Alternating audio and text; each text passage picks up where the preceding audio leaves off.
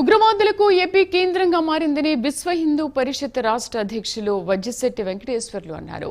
రాయచోటిలో హిందువుల ఊరేగింపుపై దాడి చేయడం వంటి వాటి వెనుక వీరి హస్తం ఉందని విశ్వ హిందూ పరిషత్ భావిస్తోందన్నారు.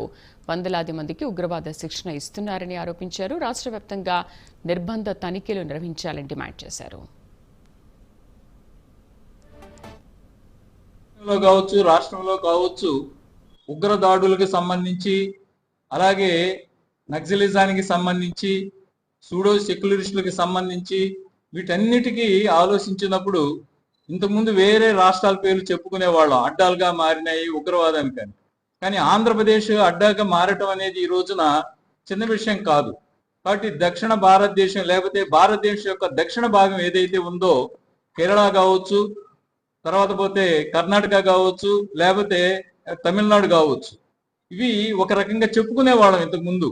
కానీ ఈ రోజున ఆంధ్రప్రదేశ్లో ఈ రోజున రాయచోటి కావచ్చు, గతంలో పుత్తూరు, అలాగే నెల్లూరు జిల్లా బుచ్చిరెడ్డిపాలెం, ఈ ప్రాంతాల్లో కూడా గత 6 నెలల క్రితము, సంవత్సరం క్రితం ఈ ఉగ్రవాదులను కూడా పట్టుకున్న దాఖలాలు మనకు కనపడ్డాయి.